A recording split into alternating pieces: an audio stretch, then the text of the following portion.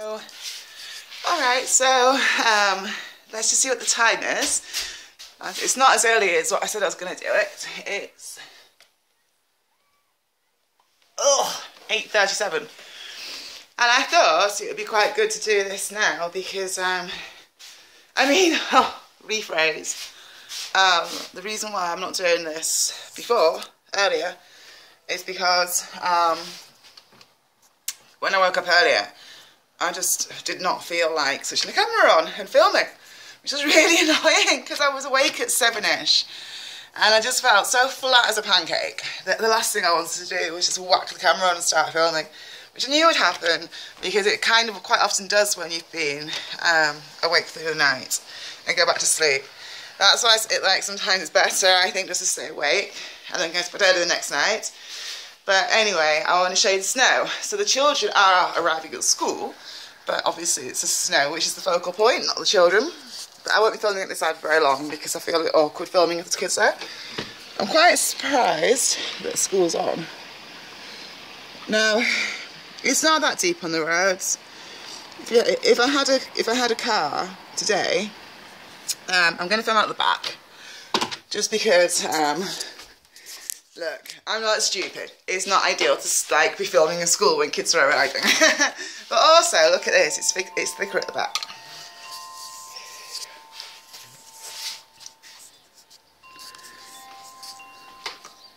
Well, and I tell you what I thought was really interesting when I looked before. Oh, I don't want to get it all back in my house. Hang on a sec. Let's just sort this. I think. It's so hard to film because the window's so heavy with all the snow and it's all going to fall back in my house if I have it as high as I want.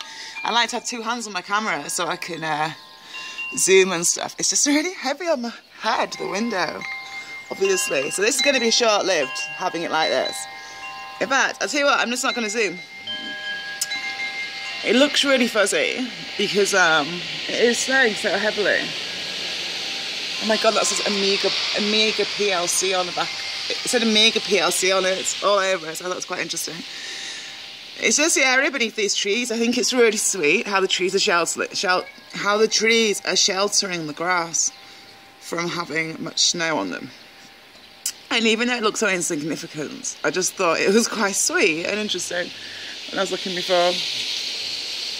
So, nice trees. They're doing it as well behind, even though they're only little silver birches and they've got no leaves on them, but they've got quite a lot of branches on the silver birches, so they're doing a very good job of sheltering the grass from the snow. And if there was pets and animals out there, they'd all be under the trees, wouldn't they, if they could be. Anyhow, let's just have a look up the hill, because it really does look like a winter wonderland. I'm going to have to take the chance.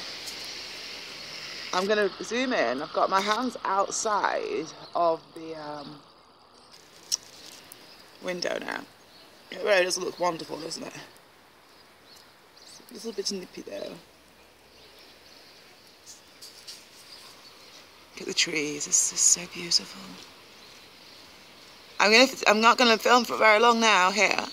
What I'm going to do is I'm going to actually film. You can see some of the depth there. I just mean in the actual quantity of snow coming down.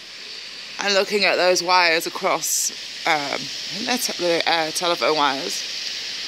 I think they are. I'm not quite sure. But anyhow, well, I don't know. I don't have a telephone. Oh, yes, I do. I'm talking nonsense. But the old, oh God, Nina, shut up. I think they're telephone wires that go to everyone's house. But I'm really not sure.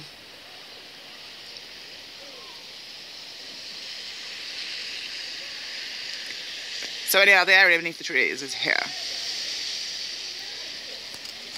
Almost looks like a star shape, actually. Look, I'll show you.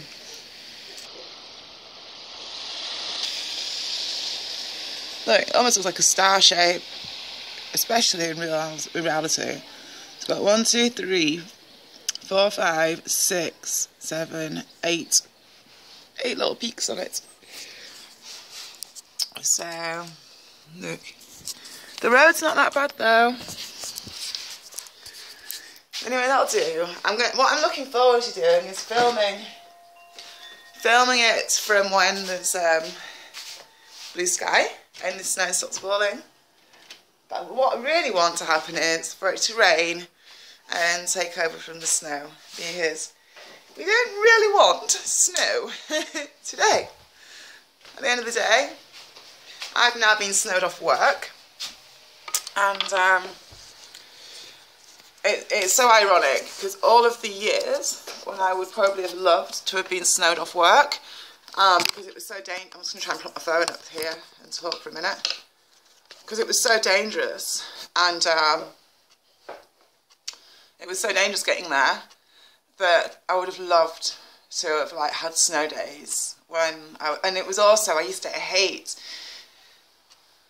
there was two things I hated when I worked with racehorses. I mean, beyond the like duality of the whole job anyhow. And one of those things was, because I was always leading half the string along, which I loved, I'm not moaning, but if it was snowing and you're leading half the string along, everyone is stuck to your, like everyone's horses are stuck to the horse in front's bum basically. Because nobody wants to have to be the one looking in the snow blizzards and all the white. So it means if whoever's leading the way, if they go the wrong way in the snow, everyone's going to just follow you. So I used to hate that. And also it's really disorientating, cantering, well, going up the gallop, which would get made for the racehorses in snow, was really disorientating. Because you'd have like no base point really. Hence why I think everyone behind used to stick the horses behind in like glue, because they all had the same thing, but they had a base point because they had horses in front of them to watch, whereas if you're leading you didn't have a right lot to see apart from a load of white. And there would be like a faint track there, but it used to snow so heavy it would cover up in between lots. Didn't like that. And I didn't like riding a gale force winds either, because then you'd like be clinging to your horse's neck. Or I'd just ride and cling to my neck strap in the horse's neck, and just have to trust the horse to do it all, which I didn't mind doing that at all. It's just that, again, if I'd gone the wrong way, everyone behind would do the same thing, they'd glue themselves in, stuck behind. So yeah, those are the two things I don't miss. So it's so highly ironic that having a snow day today, for the first time in my whole entire life, this is like a proper snow day, when I would have loved one in my old job. But right now, I'm like, oh, how frustrating, you know? I want to be out at work really, and I don't really want to have a snow day. I can't really afford to, and I want to be at work. But obviously, there's no point without a car. There's no point going. Well, I've not taken a snow day. You know, it's not really up for negotiation. At the end of the day, they don't need me if it's like this. They don't need me. There's nothing much they can do. It's not like where I used to work before, and it was like a massive barn to use if we couldn't get out, and they usually get us out later in the morning. But yeah, so I'm on a snow day. Ta-da! And on that note, let's see how long this is. Yeah, I'm going to have to wrap this up then, because otherwise it'll be too long to slot together with the one from this morning. Although I might put them into their own right. I haven't decided yet. I might put them into a playlist, so they just follow one from one another. I don't think it makes that much difference. It depends how long the one is. I can't remember how long this one was. I don't know how much that footage is even usable, because I couldn't see what I was doing. So I will see. I'll either tag these together, or I'll make them into separate parts, but linked by the playlist. And I'll probably film it in a couple of hours' time as well, and see what the situation is then. If it stays all snowy, I suppose I'll go out for a walk in it and film. If it doesn't stay all snowy, which it's not meant to do with the forecast, it's meant to change about 2ish, which I'm hoping happens, to be honest, because like I don't really particularly want to be stuck in all day. I want to go ride my bike or something, at the very least. I feel a little bit stir crazy in this house this week, because the days which I shouldn't have been here have all ended up being days where, ta-da, Nina is here. Anyway, not to worry. I'll sign off for now, and thanks for watching, and I'll just quickly show you the situation outside right this second now, weather-wise. Crikey, I've just gone really dizzy. The trees just look gorgeous, there's no denying it. I look like I'm on high zoom, I hope I'm not. Oh, I was, marvellous. So me propping up the camera there will have been a massive disaster, won't it? What a plonker. Anyhow, there it is. We'll just film down towards town. I will go out and film later because there's snow on the roofs that look really interesting, but only if the sky clears up. There's no point filming when it's all grey like this, is there?